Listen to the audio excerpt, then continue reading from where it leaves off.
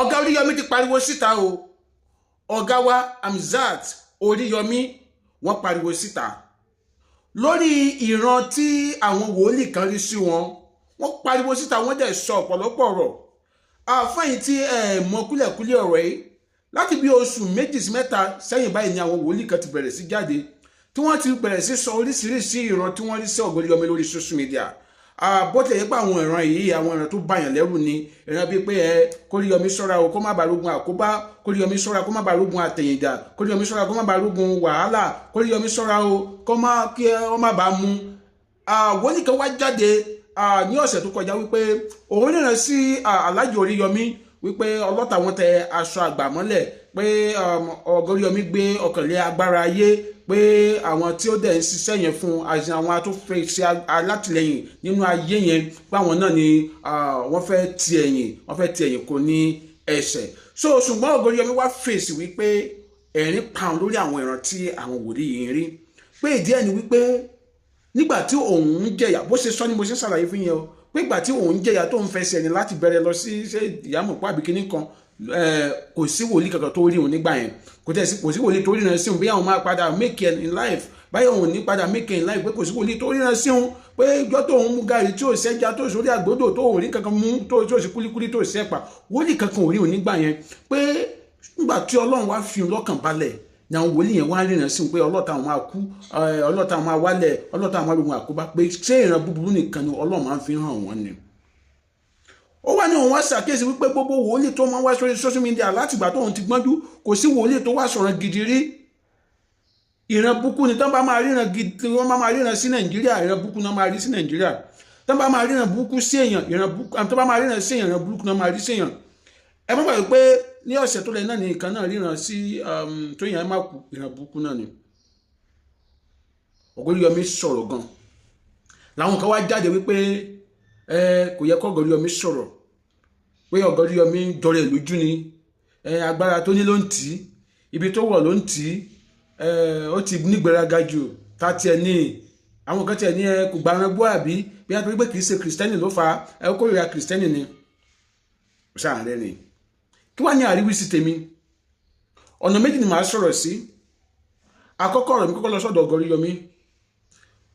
Ọ̀gá mi sà, Kẹ́mi Ọláògùn kẹ́gùn lẹ́mìí, ìran burúkú àlá burúkú kò ní sẹ́mọ́ yín lára. Ọ̀rọ̀ àpá májẹ̀mú ìbírẹ́ lórí yín lórúkọ Jésù. Ṣùgbọ́n Bíbélì sọ pé ṣé Bíbélì ló sọ wọ́n ní ẹni tí ó gba ìran bó dàbí akọ kìnfìrí, kò sí kékeré ìrànsà. Bó tẹ̀ yẹ pé àwọn wòlíì kan wọ́n ti fi ìran yẹn sọ àwọn wòlíì dáadáa lẹ́nu, ṣùgbọ́n kò sí kékeré ìran. Oyè yín ẹ má torí àwọn wòlíì tí ó ti ń sọra wọn lẹ́nu lórí social media, ẹ má fojú rẹ̀ ní àwọn kan tí àwọn kan bá padà sọ fún yín. Kò sí kékeré ìran. Àwọn ìgbésẹ̀ tó bá yẹ kẹ́yìn náà gbé láyé ara yín ẹ gbé. Torí púpọ̀ àwọn tó tún ń sọ̀rọ̀ yìí náà ló jẹ́ pé àmọ́ ẹlẹ́ tó ní ẹnu àṣẹ nínú wọn. Àdèmọ̀ mi tó yẹ pé ó ń fi náà mọ́ yín lábẹ́ pé kí ìran lè ṣe ká lè sọ pé ẹni yẹn rí. Ẹ̀yin náà má dùn tẹ̀tẹ̀rẹ̀. Ṣètì rí ọ̀nà bí mo sọ̀rọ̀ síbẹ̀ yẹn. Àmọ́ ilé tó yẹ pé ó ń fi náà mọ́ yín lábẹ́ ká lè sọ pé lóòótọ́ wòlíì lágbájá dẹ̀ rí o tó fẹ́ fi rẹ̀ tajà láì sẹ́yìn. Ẹ̀yin náà má dúró lásán. Kò sí kékeré ìran ìyẹn lọ. Ẹ̀kejì, kí wọ́n sọ lórí àwọn prophet wa, ẹ̀yin bàbá wa nínú Olúwa tọ́lọ́run rán ní tòótọ́. Mi lè sọ pé gbogbo àwọn tó sọ̀rọ̀ náà pé kì í sọ́lọ́run ló rán wọn, tọ́lọ́run rán ní tòótọ́ sà. Èmi bá dábàá wípé púpọ̀ àwọn ìran tẹ́yìn sọ yìí, kàkà tí ẹ fi ń sọ ní orí social media, ẹ ṣe kúkú wá contact ẹni yẹn kẹ́ ẹ sọ fún, tó bá wá gbọ́ ẹ dédé, tó bá dẹ̀ gbọ́ ẹ fi sílẹ̀, ẹ ti jíṣẹ́ tọ́nà wọn yín. Nísìnyí wípé bẹ́ẹ̀ ṣe ń sọ̀rọ̀ lórí social media yẹn, ẹ mọ̀ pé àwọn tó oríṣiríṣi èèyàn ló wà lórí social media. Àwọn ọmọ àjọ pé bẹ́ẹ̀ ni yẹn gan bá padà gbé ìgbésẹ̀ tí ìrìn òfin ní ṣe, àwọn kan sì wà ní àwọn olubi tó wà lórí social media yẹn tó yẹ pé wọ́n fẹ́ kó ṣe mọ́ lára. Help ẹni yẹn nípa bí ẹ ṣe ń sọ ẹni yẹn on social media. Bẹ́ẹ̀ pé ẹ̀ ń tú àṣírí ẹni yẹn tún fún ọ̀tá lọ́wọ́ nìyẹn. Bẹ́ẹ̀ pé ẹ̀ ń fẹ́ díẹ̀ síta fáwọn ọ̀tá orí social media yẹn. Kí sì gbogbo àwọn tó wà lórí social media yẹn nínú wọn mọ́. Ẹ̀ ń sọ fẹ́ nìkan pé ilé ọlọ́tẹ̀ máa dàrú, ẹ wá ń sọ lórí social media. Tẹ́lẹ̀ ò bá lè gbàdúrà dáadáa, àwọn elétí méjì olójú méjì, àwọn elétí mẹ́rin lórí social media ńkọ́ tó lè ti sàmì sí. ẹ jọ̀ọ́ mo fi Ọlọ́run bẹ̀ yín sà, mo fi pé yín bẹ̀ yín, mo fi mẹ̀fàmóró yín bẹ̀ yín, ẹ jọ̀ọ́ ẹ má máa sọ gbogbo ẹ̀ lórí social media mọ́. Ẹ̀pọ̀ ènìyàn rí sẹ́tẹ́ bá ti wá wá rí bẹ́ẹ̀ tí ẹ rí lójúkorojú ẹgbẹ́ yẹn tó súnmọ́ ẹ gba contact ẹ̀ tẹ́ bá pè tó bá gbé ẹ send it by voice note. Tó bá wá gbọ́ ó kú ẹlẹ́dẹ̀ Ọlọ́run ti ṣe kíni, Ọlọ́run ti gbé ẹsẹ̀ kò lórí yín. Ẹ má máa wọ orí yín fúnra yín sà pé ká sọ pé pásítọ̀ lágbájá sọ bẹ́ẹ̀. Ẹ má fi ìṣubú àwọn èèyàn, ẹ má fi wá èrò sí ìjọ yín, ẹ má fi make orúkọ, ẹ má fi ta ọjà. Point 2 nìyẹn. Ṣé wọ́n dé point 3? Mo ti máa ń sọ̀rọ̀ yìí ó dẹ̀ máa ń gbé ìpínlẹ̀ lójú. Ó sì jẹ́ wípé ìran burúkú lọ́lọ́ máa ń fi hàn àwọn prophets wa. Ó sì jẹ́ ìran burúkú lọ́lọ́ máa ń fi hàn wọ́n. Ìran rere tí ẹ ń rí sáwọn èèyàn ò ṣe kì í ṣẹ. Ìjọ tẹ̀ ní prophesy sáwọn ọmọ church yín pé ayé wọn máa dá, mélòó láyé wọn dá, mélòó láyé wọn ní ìtumọ̀. Ṣùgbọ́n ó sì jẹ́ pé ìjọ tẹ̀ bá ti rí burú yẹn ó máa ń ṣẹ, inú yín dẹ̀ máa ń dùn sí, ẹ wá jáde wá ní ẹ̀dẹ̀ sọ bẹ́ẹ̀ wọ́n dẹ̀ fi hàn yín. Kò yẹ kó máa rí bẹ́ẹ̀ o. Láti ìgbà tí bàbá Tinubu dé ráyè gbogbo àwọn wòlíì tó ń jáde, èmi ò rí wòlíì tó jáde lónìí wòlíì Nàìjíríà máa darí àfi wàhálà lẹ́ ń rí sí wa. Sódà ẹ̀yin náà yí wa yín padà. Lóòótọ́ ti bí tirẹ̀ la dá ilé ayé, lóòótọ́ ti bí tirẹ̀ la sí kí n dá ilé ayé. Kódà ní Bíbélì gan tí nǹkan búburú bá fẹ́ ṣẹlẹ̀ lóòótọ́ Ọlọ́run máa ń fi hàn àwọn ìránṣẹ́. Ṣùgbọ́n Ọlọ́run máa ń provide solution. Táwọn yẹn bá dẹ̀ ti ṣe solution yẹn ìwàhálà yẹn ò kì í ṣẹlẹ̀. Ṣùgbọ́n ẹ̀yin tiwa ẹ máa ń fẹ́ kíkan yẹn ṣẹlẹ̀ ká lè sọ pé pásítọ̀ lágbájá sọ bẹ́ẹ̀, prophet lágbájá sọ bẹ́ẹ̀. Ibi tí mo ti ní ìṣù pẹ̀lú yín nìyẹn sà. Kò sí àǹfààní nínú pé oríran burú sí èèyàn ló ṣẹ̀. Àwọn bàbá tiwa nínú ìjọ aláṣọ funfun, àwọn bàbá yẹn máa dáa fún wọn. Wọ́n ní ìmọ̀, wọ́n ní ẹ̀kọ́ wọn ò dé kí sí ẹ̀kọ́ sẹ́mínárì, ìmọ̀ ò kí sí ìmọ̀ sẹ́mínárì, ìmọ̀ ẹ̀mí mímọ́ àti ẹ̀kọ́ ẹ̀mí mímọ́ ló ń tọ́ wọn. Tí àwọn bàbá yẹn bá láàláṣẹ, àwọn bàbá yẹn ò ní pè é pé lágbájá máa bọ̀ báwo ni mo rí pé ó jábọ́ lórí ọ̀pẹ lánàá. Bí àwọn ọmọ kéékèèké prophet and pastor ṣe nowadays táwọn torí pọ́n fẹ́ wéèrè síjọ wọn yìí, àwọn bàbá yẹn ò kí ṣe bẹ́ẹ̀ o. Àwọn bàbá yẹn míì ni wọ́n máa sọ̀rọ̀ ẹ̀ sí bíríbírí torí tiẹ̀ kò tí sọ fún ẹ o. Èmi máa lórí òkè torí tiẹ̀ kò tí sọ fún ẹ o. Nígbà tó lọ́nà bá wá sí fi hàn pé ogun yẹn ti sẹ́, àwọn àṣà pé ẹ pẹ̀lẹ́ Jacob ẹ dúpẹ́ lọ́wọ́ Ọlọ́run pé ogun tí Ọlọ́run sẹ́, àjẹgbàdà pé ogun tó sẹ́ kó má gbèrú mọ́, àlàáfíà ní fún yín òtítọ́. Wọn kàn ní kí gbéran sílẹ̀ gbà wọn gbàdà torí inú wọn ò kídùn kan lù sọmọ ìjọ wọn. Kò dàbí ayé ìsìn táwọn pásítọ̀ wá sọ pé ẹ̀mí àwọn bàbá ńlá mi sọ fún mi, ẹ̀yin èèyàn yìí ẹ fi mí ṣeré ni, ẹ mọ̀ fi àmì olóyún tó wà lórí mi. Ó ń tajà nìyẹn. Àwọn bàbá gidi tọ́lọ̀ ń lò yẹn o lè rí wọn kán máa sórí social media kí wọ́n máa brag. I've been saying this. Àwọn bàbá kan wà tí màá dárúkọ fún ẹ o lè rí wọn lórí social media kí wọ́n máa brag gbé búburú ṣẹlẹ̀ sáwọn èèyàn. People like bàbá wa Primate Alabogo Sanya ojú òní tìmí ní South Africa. Ọlọ́run lò wọ́n lóòótọ́ gidi. Ṣùgbọ́n o lè rí wọn kán wá máa sọ̀rọ̀ kúrò lórí social media kí ni wọn máa dùn pé nǹkan burúkú ṣẹlẹ̀. O lè rí wọn.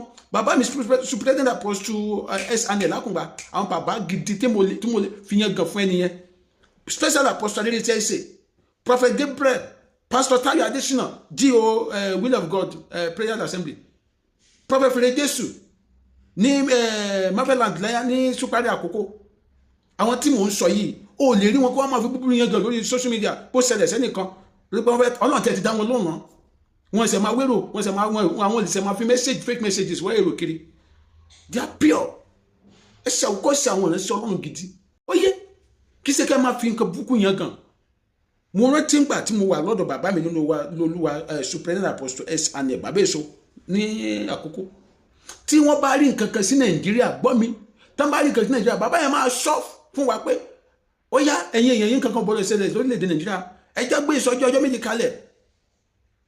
Ìgbà mi àní ká gbààwẹ̀ fún orílẹ̀‐èdè Nàìjíríà mi ì tí ì rí bàbá yẹn ló sùn dà kó a máa sọ ìrankíran rí. And we have so many men of God like that tí wọ́n gbààwẹ̀ tó lórílẹ̀‐èdè wa tẹ́lẹ̀ wọn kó a máa fi nǹkan búburú yẹn tí wọ́n rí yẹn gàdúrà social media tí wọ́n ń gbé ìsọjí náà kalẹ̀ tó orílẹ̀‐èdè wa tí wọ́n ń lọ sí orókè lọ agéjù tó lórílẹ̀‐èdè wa. Not like àwọn tó jẹ́ pé wọ́n gbá sí social media all the time wọ́n ń sọ ìrankíran kán lè máa fi make orúkọ fún àwọn so tí nǹkan yẹn bá ṣé tí wọ́n bá sọ nǹkan yẹn ẹ mọ̀ tí wọ́n máa ń ṣe tí wọ́n fẹ́ kẹ́ mú àwọn léèkè pé aláyé tó sọ pé nǹkan máa ṣẹlẹ̀ nǹkan yóò ṣẹlẹ̀ àdúpẹ́ ojú títí ẹ̀ ìjọ tó wá ti sọ̀rọ̀ yẹn adúlá tó máa gbàdúrà tí ìran yẹn pé kí ìran yẹn ṣẹ ní búburú kẹ́lẹ̀ sọ pé ó sọ bẹ́ẹ̀. Ó dàbí pásítọ̀ tó ríran sí Tóyìn Abrahamu tó ní ilé ọlọ́tẹ̀ máa dàrú yẹn. Àwọn ìwà ń kọ́mẹ́ǹtì pásítọ̀ yẹn sọ fún rẹ̀ pé ìran wo lòun rí tó ṣẹ́rí. Ó sọ lórí program pé ìran wo lòun rí tó ṣẹ́rí.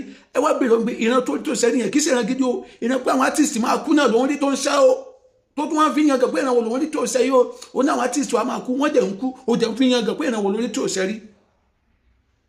Àwọn ọmọ ìjẹ́ náà sọ pé bẹ́ẹ̀ ni sà, bẹ́ẹ̀ ni sà, bẹ́ẹ̀ ni sà. Àwọn kan wọ́n kọ́mẹ̀tì pé bàbá òótọ́ ni kò sí ìran tẹ́lẹ̀ tó ṣe rí. Ẹjọ́ kí ni ìran gidi nínú pé o ní ìran pé àwọn artist wa máa kú wọ́n dẹ̀ ń kú, ó dẹ̀ wá ń sọ orí social media pé ìran wo lórí tó ṣe rí. Ṣé wọ́n bá àwọn bàbá yẹn ṣe ń ṣe nìyẹn, àwọn bàbá gidi yẹn. Màṣíò, sorry. Màṣíò. Olú jẹ́ kí Oríyọmí sọ fún yín pé ẹ má ríran kíran sí òun. Ẹ má rí ìran kíran sí òun. Àwọn tó jẹ́ ní ẹ sáà ń jáde ẹ ríran kíran sí. Kí lẹ fẹ́ gbà nínú ìṣubú Oríyọmí? Kí lẹ fẹ́ gbà níbẹ̀? Nǹkan kan ò gbọdọ̀ ṣe. Ṣé bí Yorùbá sọ pé ọmọ owó òkè kú lójú ọwọ́, ọmọ ẹsẹ̀ òkè kú lójú ẹsẹ̀. Ẹsẹ̀ lórí òkè fún. Or instead of you coming on social media, why can't you go straight to him? Kẹ́jẹ̀ pé bàbá ẹ pẹ̀lẹ́. Àlàáfíà Ọlọ́run kó máa wà pẹ̀lú yín o. Mo rí nǹkan báyìí. Ṣùgbọ́n nǹkan báyìí ní solution. Kò sí kí wọ́n máa fi yàn gá lórí social media. Ó ní mo sì ń tẹnu mọ́. Ìyàtọ̀ wà láàrin ẹ̀bùn àti ìmọ̀. Ìyàtọ̀ wà ń bẹ o. Wọ́n ní ẹ̀bùn wọn àní ìmọ̀ sí.